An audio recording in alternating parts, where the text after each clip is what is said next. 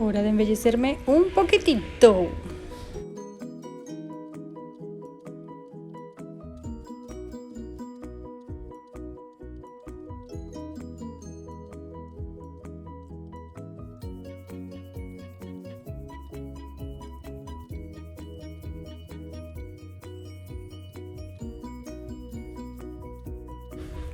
Perfecto. Ahora sí, a conquistar el mundo. Algunas religiones prohíben o prohibían el uso de la fotografía o la pintura para reproducir el rostro de una persona, porque según su argumento, al capturar sus rasgos, podrían también capturar su alma.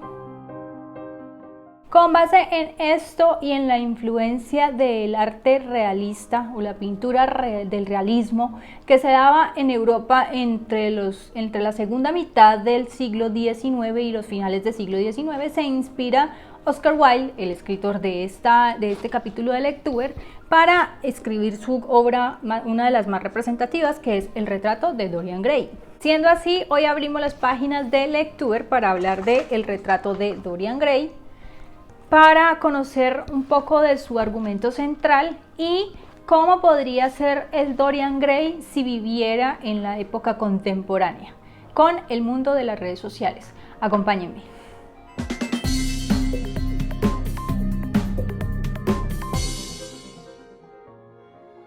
Hola amigos de Lectuber y bienvenidos a un nuevo capítulo donde hablaremos sobre el libro, el comportamiento de Dorian Gray en el libro y cómo sería un Dorian Gray si viviera en la época actual. Antes de continuar, les recomiendo a los que no están suscritos que lo hagan por acá en un botoncito que dice suscribirse o por acá, activando la campanita para que les lleguen notificaciones cada vez que subo un nuevo video. Además, les quiero recordar que para hablar del tema de hoy en nuestro capítulo, tengan en cuenta que voy a revelar un detalle muy importante dentro del libro, que si lo quieren saber o si de pronto quieren ignorarlo hasta que lean el libro, entonces se abstengan de continuar, porque de esto se trata la lectura de hoy. Si sigues aquí, entonces continuemos hablando y ahora les voy a contar un poco del argumento central de El retrato de Dorian Gray. Era la primavera de 1884 cuando Dorian Gray frecuentaba a Basil Hallward, el pintor que era muy reconocido en la élite de Londres y era experto en arte realista en la época.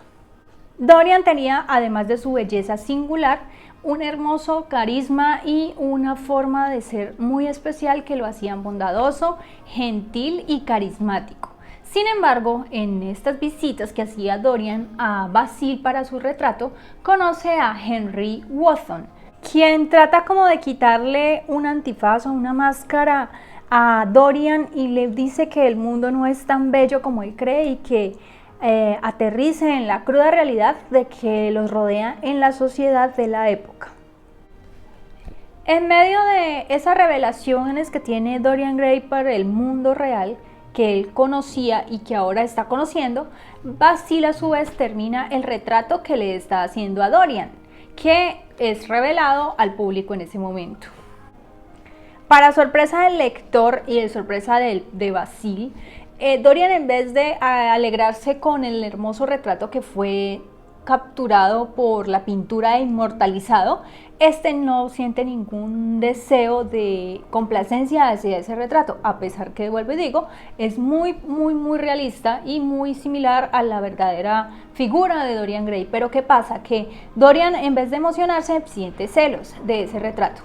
Y siente celos porque considera que el retrato va a durar para siempre, se va a inmortalizar su figura hermosa por toda la vida, mientras que su belleza física y corporal es efímera y que con el paso del tiempo se va a perder y la vejez va a llegar a su rostro, donde va a opacar toda esa belleza que el joven Dorian Gray tiene en su momento. Lo que pasa a partir de allí es que Dorian Gray va transformando esa luz que lo caracteriza y esa belleza en otros sentimientos aún más oscuros. Va de luz a oscuridad y el carisma, el amor y la inocencia de Dorian Gray se convierten en lujuria, en celos, en rabia, en ansiedad y sobre todo perversión en su alma.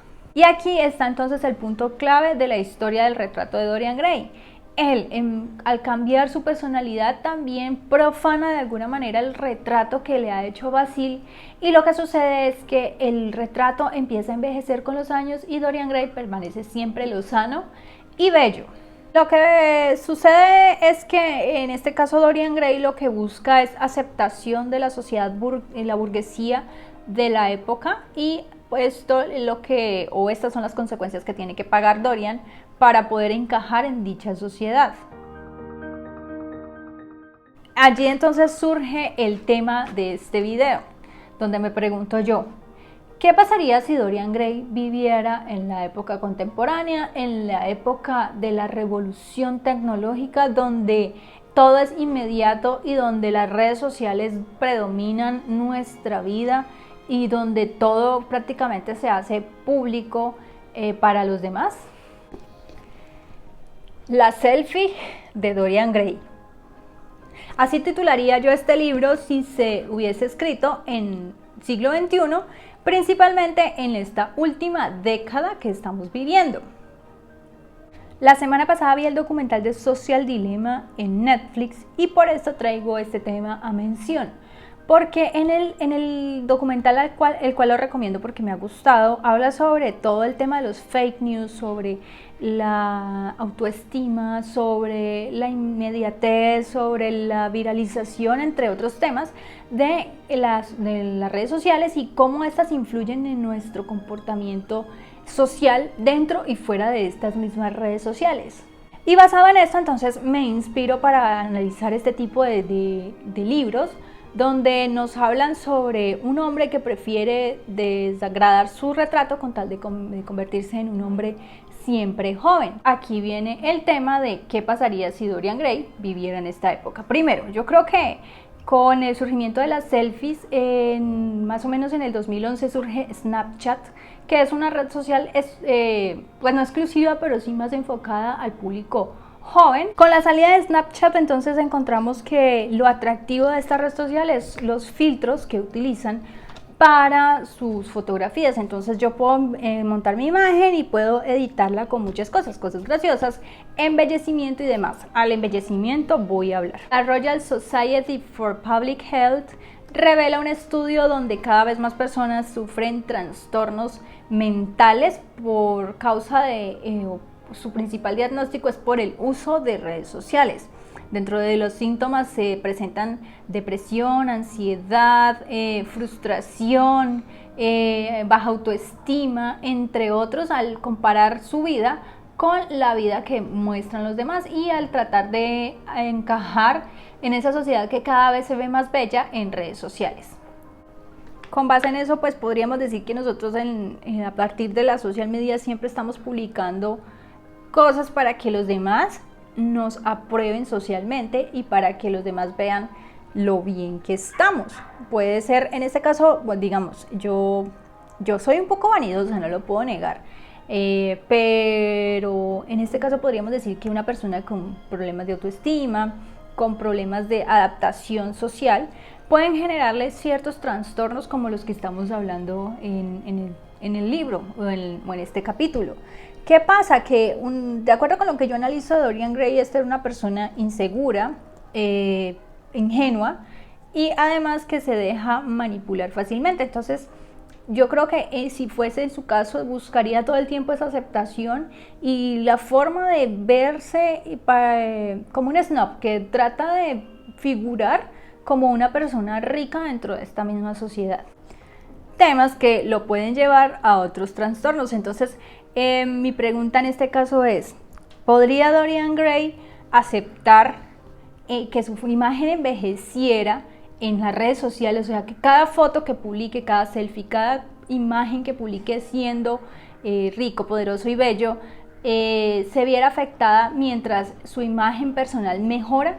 ¿Ustedes creen que Dorian aceptaría en este caso este tipo de condiciones para su vida? Yo no lo creo. Yo creo que en la época actual, si Dorian viviera, él preferiría tener esas fotos como son ahora, bellas, que aparentan felicidad, que aparentan éxito, y que su vida personal, así fuera ya sabemos que estuvieran llevada del carajo.